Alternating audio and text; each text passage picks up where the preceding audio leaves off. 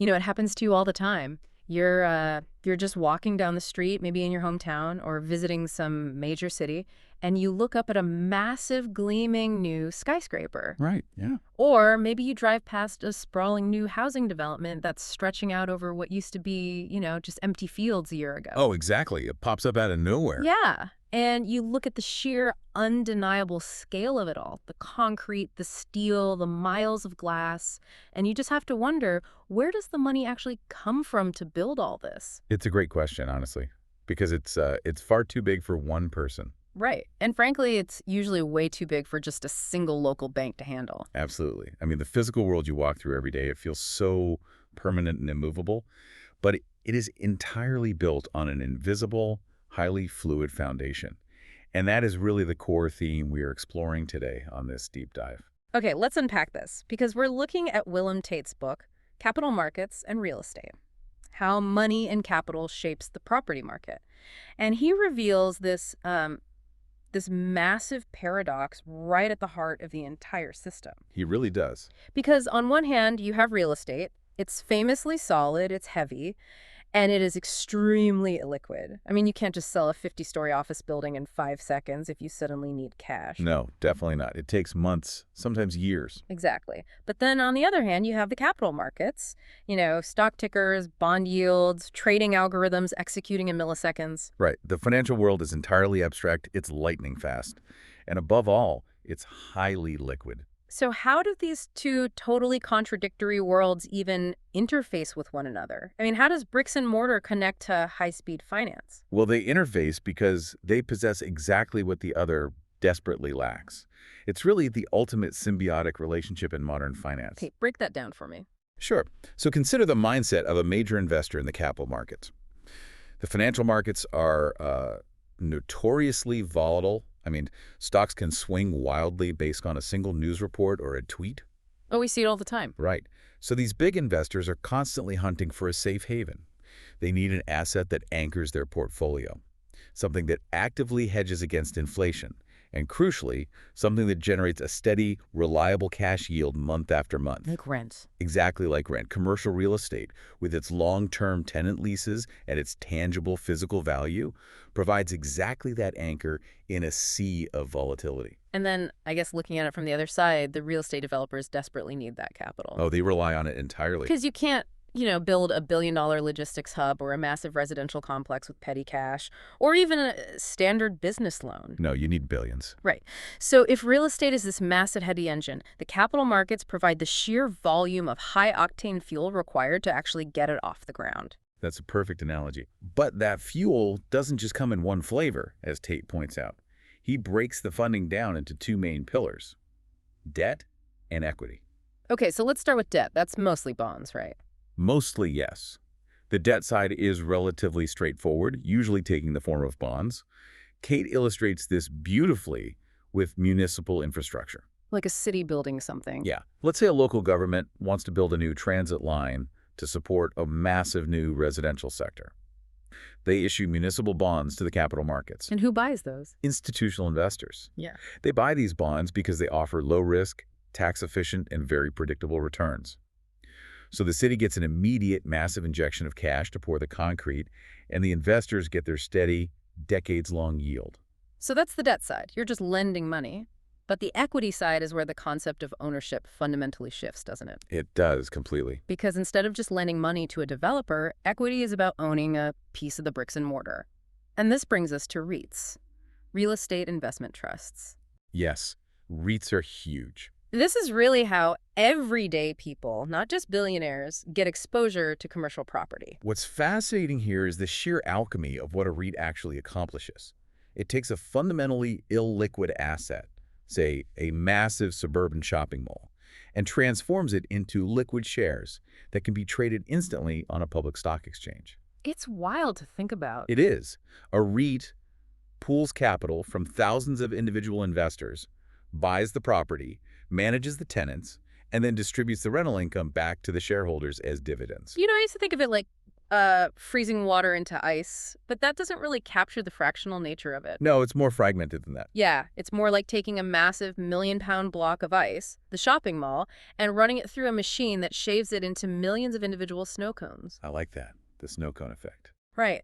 Suddenly, instead of needing $50 million to buy an office building, you can buy a share of a REIT for $50 on your phone. You have instant fractional exposure to that property's income, and you can sell your snow cone back to the market in 5 seconds if you want. That is a much more accurate way to visualize the democratization of equity. But, to truly understand how global finance shapes your local neighborhood, we have to look deeper into the machinery that processes the debt side. The securitization machine. Exactly, because Tate dives extensively into how an individual property loan is mathematically transformed into a global financial product, securitization. Okay, so put me in the shoes of a local bank. If I give out a 30-year mortgage to a family buying a home, I don't want to just sit on that risk for 3 decades, right? Yeah.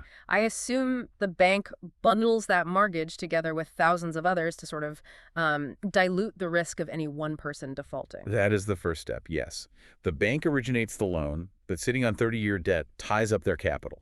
So the originator bundles your mortgage with thousands of other home loans. They then transfer this massive pool of debt to a legally distinct entity. It's called a special purpose vehicle, or an SPV. Wait, hold on. Why create a whole new legal entity just to hold loans?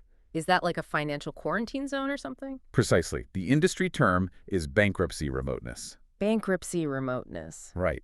If the original bank goes bankrupt a year later, those pooled mortgages sitting inside the SPV are completely safe. They are untouched by the bank's creditors. The SPV exists solely to hold the assets and funnel the incoming mortgage payments from the homeowners directly to the investors. But investors have completely different risk appetites. I mean, a conservative pension fund doesn't want the same risk profile as some aggressive hedge fund. Not at all. So if you have this massive quarantined pool of loans, you can't just sell it as one uniform block. They must slice it up somehow to appeal to different buyers, right? Yeah. They slice the pool into distinct layers, which the financial industry called tranches. And this is where the mathematical logic of risk and reward dictates everything. It functions almost like a waterfall of cash. A waterfall. Okay. Yeah. When the thousands of homeowners in that pool make their monthly mortgage payments, the cash flows into the SPV, and it hits the top tier first, the senior tranches. So the senior tranches are the safest. If you own the senior tranche, you get paid first. But I'm guessing because your risk is incredibly low, your yield, the interest rate you earn, is also the lowest. Correct. But as you move down the waterfall to the junior tranches at the bottom, the dynamic flips entirely. Because they're at the bottom of the waterfall? Exactly. If a severe recession hits and some homeowners in the pool start defaulting on their mortgages, the junior tranches take the financial hit first. They absorb the losses to protect the senior tranches above them. Oh, wow. So they are the human shields for the safe money. That's one way to put it, because the investors buying those junior tranches are taking on substantially more risk of losing their money. They demand a much higher potential return. Makes sense. And just so we are clear on the terminology for the listener, if these are home loans being bundled, we are talking about residential mortgage-backed securities, or RMBS. Right. But if they are bundling commercial loans for things like retail centers or office parks, that creates a commercial mortgage-backed security, a CMBS. Exactly right. Now, I do have to push back here based on the text, because based on the history we all know, bundling mortgages, transferring them to SPVs, slicing them into complex tranches, and selling them off globally, isn't this exact machinery what triggered the 2008 global financial crisis? It was absolutely the primary catalyst. And Tate actually dedicates significant space in the book to this reality. He explicitly warns about the danger of moral hazard inherent in securitization. Moral hazard. Yes, moral hazard occurs when the entity originating the loan, the bank, no longer retains the actual risk of that loan defaulting. Oh, I see where this is going. Right. If a loan officer knows the bank is just going to bundle your mortgage and sell it off to an SPV by Friday, they are financially incentivized to care only about the sheer volume of loans they issue. They just want to collect their origination fees. They stop rigorously checking the quality or safety of those loans because they get their upfront fee. And if the borrower defaults 5 years later, the loss is entirely someone else's problem. That disconnect between action and consequence is terrifying. It is. But if we connect this to the bigger picture, You have to understand why the global economic system still absolutely relies on securitization despite those profound risks. Why is that? Because securitization is the vital mechanism for capital recycling. Without it, a local community bank would only have enough cash reserves to give out, say, a few dozen mortgages. And then what? Once their vault was empty, they would literally have to close their lending department and wait 30 years for those initial borrowers to pay them back. Which would instantly freeze the entire housing market. Nobody would be able to buy a house in that town. Exactly. By securitizing the loans and selling them off to global investors, the local bank immediately replenishes its cash reserves. This allows them to turn around the very next day and issue a new mortgage to the next family waiting to buy a home. So it's like the invisible circulatory system that keeps the global real estate market moving. That's exactly what it is. Okay, so we've mapped the machinery. We understand debt, equity, and the securitization assembly line churning out these RMBS and CMBS products. Yep. But if the junior tranches are absorbing all this risk, who on earth has the capital and the stomach to actually buy them? You would need an entity with billions of dollars to spare. Who is on the other side of this global transaction? We're talking about the heavyweights of the global financial world. Institutional capital. Right. These are entities that manage unimaginably vast pools of money, and their primary mandate is long-term stability and liability matching. The most prominent players Tait highlights are pension funds. Okay, let's explore the math on that, because a pension fund's entire existence is based on solving a massive demographic equation, right? Yes. A pension fund has a legal obligation to pay out a specific monthly retirement income to teachers, firefighters, and government workers for decades into the future. That requires an investment horizon of 30 to 40 years. They can't just day trade that kind of money. Exactly. They cannot rely solely on the volatile stock market to guarantee those payouts. Yeah. Commercial real estate, with its steady, long-term tenant leases, is a mathematically perfect match for a pension fund's long-term liabilities. So they buy a massive office building or a senior tranche of an MBS and lock in a steady 6 or 7% yield. Yes, a yield that perfectly covers the checks they have to mail out to retirees every single month. And then you have insurance companies who have a slightly different mathematical puzzle to solve. I mean, they collect our monthly premiums and just sit on massive mountains of cash. They do, but an insurance company needs to remain highly liquid. They never know when a hurricane, earthquake, or major disaster might strike. Right. They might need to suddenly liquidate assets to pay out billions in claims in a matter of weeks. Exactly. So they cannot have all their money tied up in a physical skyscraper that takes 2 years to sell. So what do? They participate heavily in the securitized markets. Buying highly rated mortgage-backed securities gives them the steady yield of real estate, but the instant liquidity of a tradable bond. Here's where it gets really interesting for me. Sovereign wealth funds. Oh, yes. The scale there is staggering. We are talking about entire nations taking their surplus revenues, like a country with massive oil exports or trade surpluses, and investing that national treasury globally. Sovereign wealth funds operate on a true geopolitical scale. Tait notes that they often target incredibly high-profile global properties or massive logistics networks, specifically to diversify away from their own domestic economies. Yes, it is wild to think about. It's like a high-stakes global game of Monopoly, but the money moving across the board represents the oil revenues of a Middle Eastern nation or the export surplus of an Asian country. Right. And they are moving across oceans to finance a state-of-the-art e-commerce logistics hub right in your hometown, because they need a safe place to park billions of dollars that isn't tied to the price of a barrel of oil. Exactly. And they time these global moves based on very specific macroeconomic indicators: GDP growth, interest rates, and most importantly, inflation. Inflation is the big one. Understanding how inflation dictates real estate capital flows is arguably the most crucial insight in Tait's entire book. Because inflation steadily eats away at the purchasing power of money. If you are holding a 30-year bond paying a fixed 3% and inflation spikes to 6%, you are literally losing money in real terms every single year. For a traditional bond investor, inflation is catastrophic. But real estate acts as a natural, intrinsic hedge against inflation. Think about the replacement cost theory. How does that work? Well, when inflation rises, the cost of raw materials, timber, steel, concrete, labor, it all spikes. Because it becomes wildly expensive to build new buildings, developers pull back, which restricts new supply in the market. So no new buildings are being built, which makes the existing buildings infinitely more valuable. Precisely.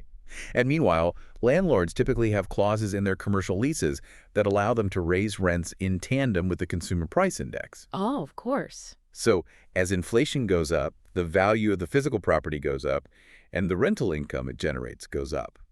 This dynamic is exactly why global institutional capital floods into real estate whenever economic waters get choppy. So we have this massive global chessboard. Institutional capital is flowing across borders, matching long-term liabilities and hedging against inflation. Yep. But with trillions of dollars sloshing around the globe, what dictates where the smart money is going next? According to Tait, the future of real estate capital is being reshaped by two twin forces: sustainability and technology. Let's analyze sustainability first, specifically through the lens of ESG, environmental, social, and governance criteria. Right, ESG. For decades, this was viewed as a marketing buzzword. But today, it is a hard mathematical filter that fundamentally alters where global capital is deployed. And the statistic Tait provides to back this up is just staggering. The built environment, our buildings and infrastructure accounts for nearly 40% of all global carbon emissions. 40%. Which puts a massive regulatory and financial target directly on the real estate industry's back. Global investors are no longer asking for energy efficiency as a favor. No. They are demanding climate resilience before they deploy a single dollar. We are seeing the massive rise of green bonds, which are specialized financial instruments where the capital can strictly only be used to fund environmentally sustainable projects. So if a developer wants access to that deep pool of institutional capital today, they can't just build a standard concrete box. They have to prove the building will meet rigorous standards like AE certifications, or they just won't get the funding. And it goes deeper than just carbon footprints. Mm-hmm. Institutional investors are actively calculating physical climate risks into their financial models.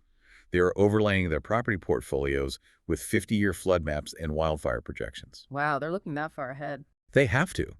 If a developer is asking for funding to build a coastal property, the pension fund might demand proof that the developer is using elevated construction techniques to mitigate storm surges, or installing green roofs to manage stormwater. And if they don't? If a property is not ESG compliant, Tait warns it runs the very real risk of becoming a stranded asset. A stranded asset. Yeah, a building that becomes functionally obsolete because no institution wants to buy it and no premium tenant wants to lease it. Man, that is a huge shift. Which brings us to the second force dictating the future: technology. I mean, we already use property technology for building management, but Tait dives into the digital frontier of blockchain and tokenization. Tokenization is where the physical reality of bricks and mortar truly merges with digital code. It is a fundamental paradigm shift in how we record and transfer ownership. Explain the actual mechanism of that, because how does a blockchain replace a traditional title company or a bank?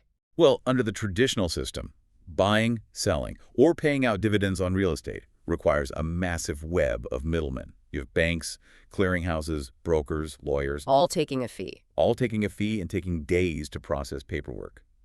Tokenization uses blockchain technology to create a digital token that represents a legal fractional share of a specific physical property. Yeah. But the real breakthrough is the smart contract embedded in that token. So the code itself executes the business logic. Exactly. A smart contract is self-executing code. If a commercial tenant pays their $100,000 monthly rent, the smart contract instantly recognizes the payment. It automatically divides that money into, say, 10,000 microtransactions, instantly depositing the exact dividend into the digital wallets of the 10,000 token holders around the world. So no bank holds the money for 3 days. No. No middleman takes a 2% cut. It happens in seconds. This raises an important question, though, about the extreme democratization of real estate. Tait gives an example of a $10 million commercial property divided into 10,000 tokens worth $1,000 each. Right.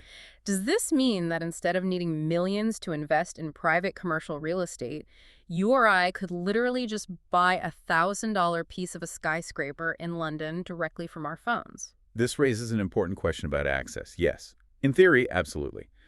Tokenization drastically lowers the barrier to entry. It takes a highly illiquid asset, a skyscraper, and makes it as liquid as trading a stock or a cryptocurrency. That's wild. You could sell your fraction of a skyscraper on a Sunday night at 2 a.m. to a buyer in Tokyo without a single broker involved. That level of liquidity for physical real estate sounds incredible. It is revolutionary. But Tate forces us to look closely at the inherent risks. There's always a catch. Always. The regulatory environment for tokenized assets is currently a massive global gray area. There is profound uncertainty about how different sovereign nations will tax, govern, and legally recognize these digital tokens. Right, because the building is in London, but the owner is in Tokyo. Exactly. Furthermore, because it relies on digital infrastructure, it is vulnerable to technological flaws or cybersecurity threats. And perhaps the biggest hurdle for tokenization to actually provide liquidity, it requires a massive active marketplace. Supply and demand. Yes. If there aren't enough buyers and sellers trading on the platform, your digital token becomes just as stubbornly illiquid as the physical building itself. So what does this all mean if we step back and look at the journey we've just taken today? We started with the raw, heavy physical reality of bricks and mortar. You did. We explored how that immovable reality is funded by the incredibly complex financial machinery of securitization, SPVs, and whisk tranches. We watched the retirement savings of millions of teachers and the oil wealth of entire nations move across the globe to hedge against inflation and build logistics hubs in our backyards. It's all connected. And finally, we ended up on the digital frontier, looking at self-executing smart contracts and lines of code on a blockchain representing a fraction of a green certified skyscraper. The ultimate takeaway is that the next time you walk past that massive, gleaming new skyscraper or that sprawling housing development, you should pause. Yeah. Realize that you aren't just looking at a static monument of steel, concrete, and glass. You are looking at a living, breathing, physical manifestation of global capital. You are looking at the retirement hopes of millions of workers mathematically matched to a 30-year yield. And increasingly, you're looking at lines of digital code. Which leaves us with a truly fascinating problem to ponder.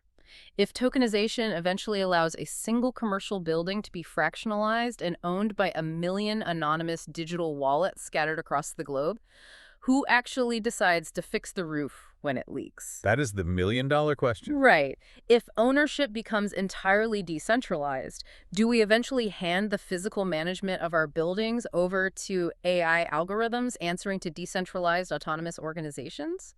We might be rapidly building a future where our landlords aren't even human, just a set of programmed instructions maximizing yield. It fundamentally redefines the relationship between humans and the cities we occupy. It truly does. We want to thank you for joining us on this deep dive into the hidden financial engines that build our physical world. The next time you look at your town's skyline, we hope you see the invisible bridges connecting those buildings to the rest of the globe. Keep questioning the hidden systems that build the world around you, and we will catch you on the next deep dive.